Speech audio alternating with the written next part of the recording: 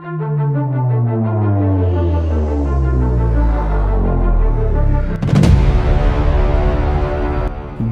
যেসব দেশ Donald Trump আমেরিকার প্রেসিডেন্ট নির্বাচিত হওয়ার খবরে সবচেয়ে বেশি খুশি হয়েছে তাদের মধ্যে অন্যতম হচ্ছে ভারত। সবচেয়ে প্রভাবশালী দেশের রাষ্ট্রপ্রধান ডোনাল্ড ট্রাম্পকে ভারতের প্রধানমন্ত্রী নরেন্দ্র মোদী বন্ধু বলেই পরিচয় দিয়ে থাকেন।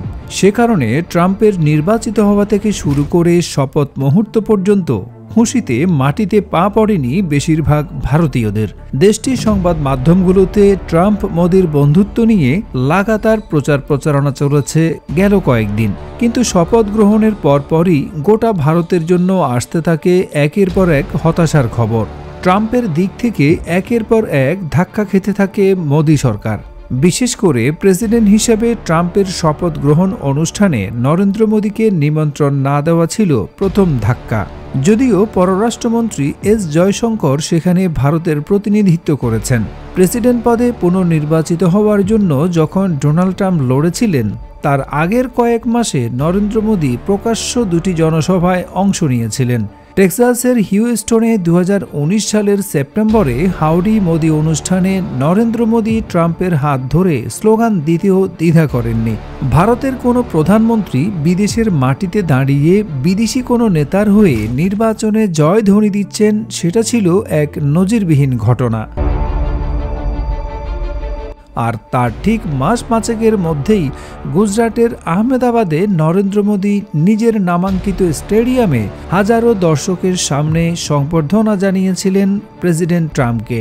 দ্বিতীয়বারের মতো প্রেসিডেন্ট নির্বাচিত হওয়ার পর ডোনাল্ড ট্রাম্প অন্যান্য দেশের মতোই দেখছেন ভারতকে। সে কারণে ভারতীয় পণ্য আমদানির ক্ষেত্রেও 10% শুল্ক আরোপ করেছেন তিনি।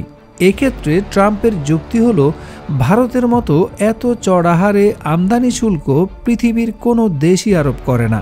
কিন্তু মজার বিষয় হলো, তারা আশা করে ভারতে তৈরি জিনিসপত্র খুব কম ট্যারিফে আমেরিকার বাজারে বিক্রি করতে পারবে। বিশ্বে ভারতের সবচেয়ে বড় বাজার আমেরিকা হলেও বাণিজ্য ঘাটতির কবলে রয়েছে দেশটি। আর এর মধ্যে সেখানে চড়া হারে শুল্ক বসানোয় হুহু করে বেড়ে যাবে সেই ঘাটতি। সেই সঙ্গে নিশ্চিতভাবেই ব্যাহত হবে ভারতের প্রবৃদ্ধি। তথ্য প্রযুক্তি, ইঞ্জিনিয়ারিং, সাইবার সিকিউরিটি কিংবা কৃত্রিম বুদ্ধিমত্তার মতো বিভিন্ন খাতে কর্মরত লাখ লাখ ভারতীয় বিগত কয়েক দশকে H-1B ভিসার সুবাদেই আমেরিকায় প্রবেশ করেছে। তবে ভারতের জন্য সবচেয়ে হতাশার জায়গা হলো বাংলাদেশ প্রসঙ্গ। ট্রাম্পের শপথ অনুষ্ঠানের পরপরই বাংলাদেশ প্রসঙ্গে পররাষ্ট্রমন্ত্রী জয়শঙ্কর আমেরিকার নতুন সরকারকে কান পড়া দেওয়ার খবর মিডিয়ায় চাউর হওয়ার পরেও নবনির্বাচিত প্রেসিডেন্ট ট্রাম্পের কাছ থেকে বাংলাদেশ ইস্যুতে কোনো সুবিধা নিতে পারছে না ভারত। যদিও তারা আশা করেছিল ট্রাম্প আসার সাথে সাথেই বাংলাদেশে ডক্টর ইউনূস সরকারের পতন হবে, কিন্তু তার কোনো আলামতই তারা দেখতে পাচ্ছে না। সে কারণে কূটনৈতিক পাড়ায় কানাঘুষা চলছে। বাংলাদেশ প্রসঙ্গে ভারতের দাদাগিরি তবে কি শেষ হয়ে যাচ্ছে? আর তাই 2025 সালের নববর্ষের শুভেচ্ছা জানাতে দেরি করে ফেললেও শেষমেশ ডক্টর ইউনূসকে শুভেচ্ছা কার্ড পাঠাতে হলো প্রধানমন্ত্রী নরেন্দ্র মোদীকে।